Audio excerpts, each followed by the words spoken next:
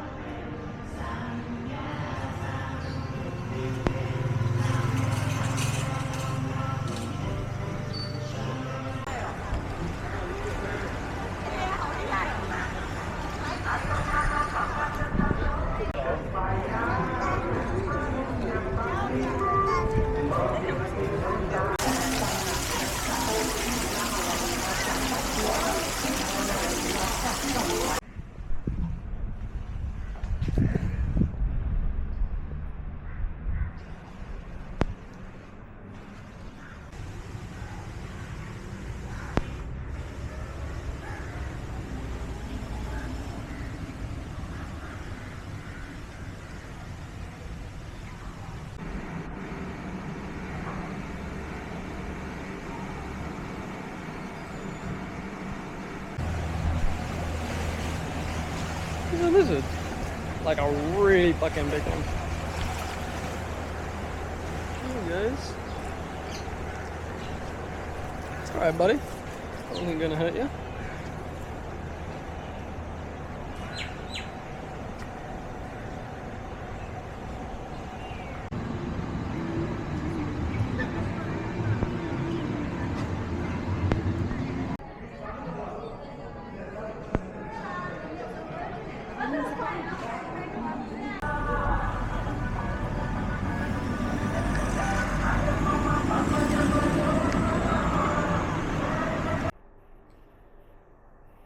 Hello. Weird day today. Oh, heck. That's fine. Weird day. Not because anything weird happened. I just felt weird today.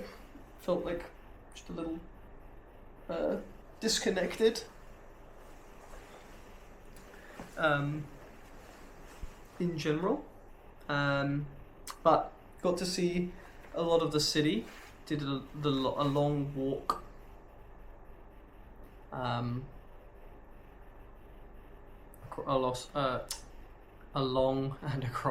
Along the canal, like the water. I walked all the way up, and then took a boat all the way down, which is very picturesque.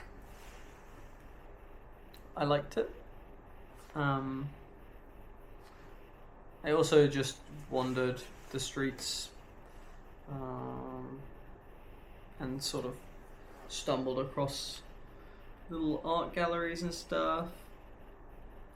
I didn't go into any temples or anything, but there were loads of different styles of temple, which I really liked as well. Felt like a real mash of different cultures. Portugal, Britain, Dutch,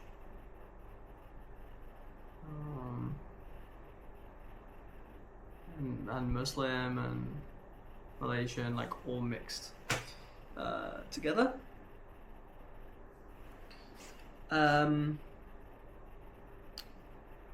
Yeah, but I think the weirdness all started from the fact that I must have slept for like 12 straight hours.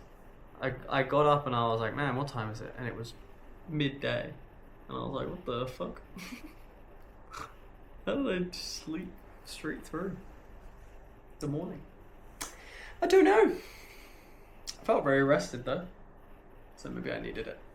And I'm gonna get an early night tonight, even though I know now is probably when a lot of the city comes alive, because it is very touristy city. So I think a lot probably happens in the evenings.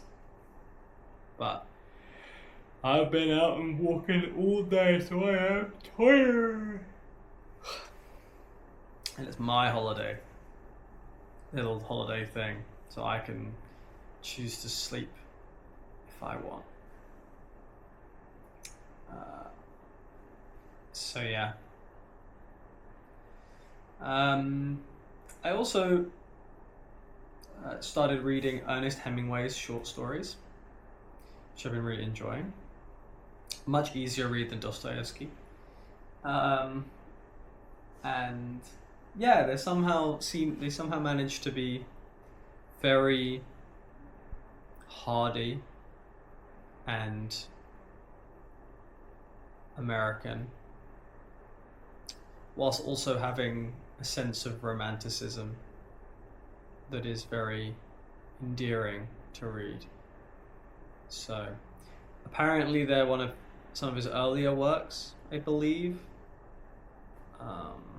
So it would be good to contrast that with a later novel of his, which I do think I have. I don't know what, but I have something. So very much enjoying that. And it's been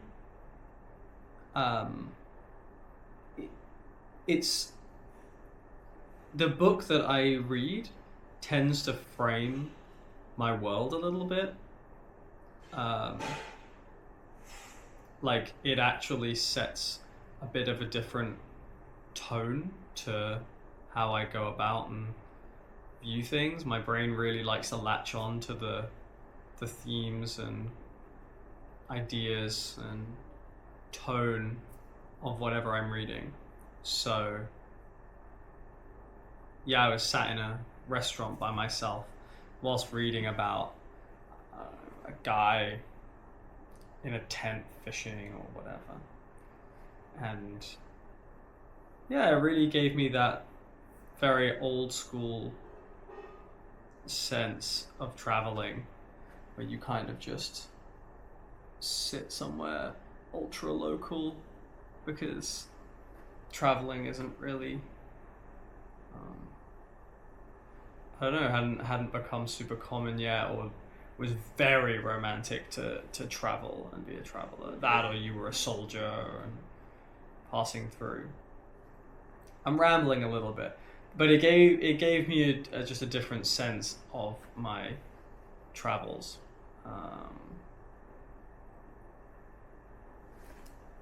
And how special it is that I get to experience the world and the novelty of different parts of the world as much as I do. So I am grateful for that. Yeah.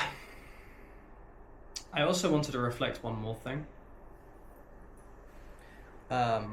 which I have written as in my notes.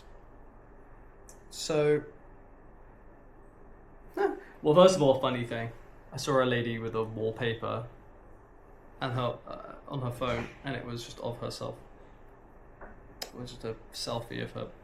It was just a selfie of herself, but like really touched up.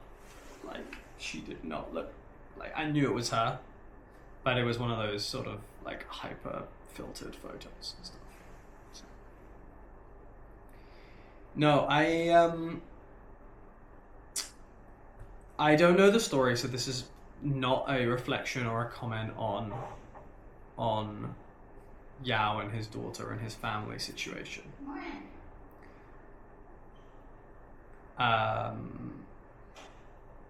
But what happened yesterday was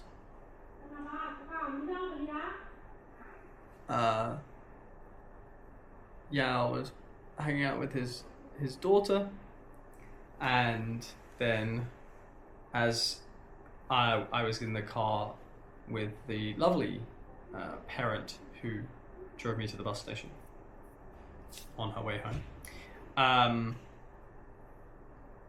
Yao was saying goodbye to his daughter, trying to get his daughter to go in the car, and she was crying and super upset and didn't want to say goodbye to him and didn't want to leave him.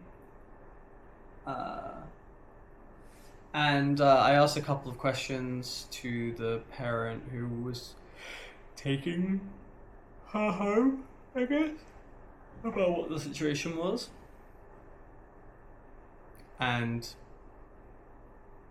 all I got was basically just like, in traditionally Chinese families, the grandparents look after the kid. The parents are working.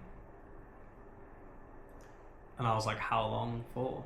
And she was like, they just raise them till they're older. And I was like, oh, okay. Why does she not live with Yao? And she was like, oh, well, he's got the other cafe that he's opening and he's busy, plus the rainforest cafe is like not necessarily a great place to raise a kid, that kind of thing. And I was just like, okay.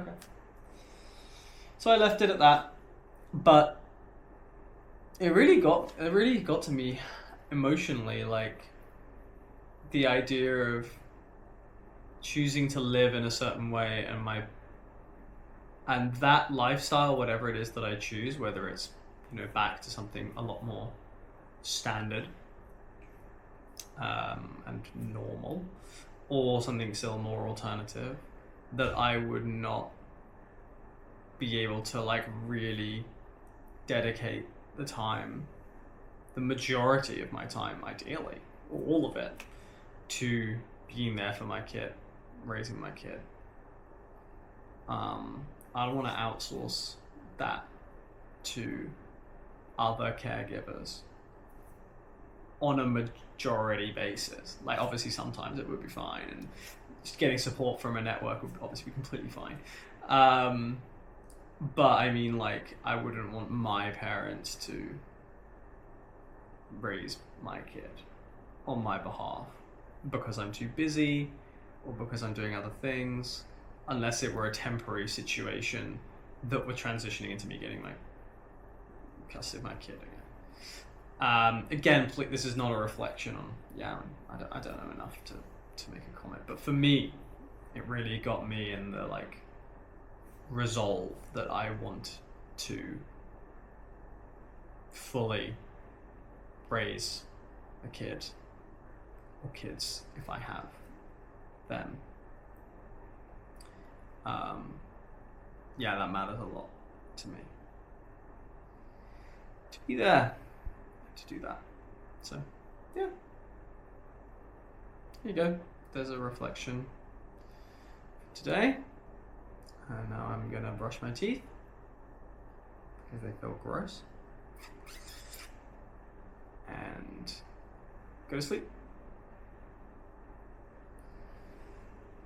Yep.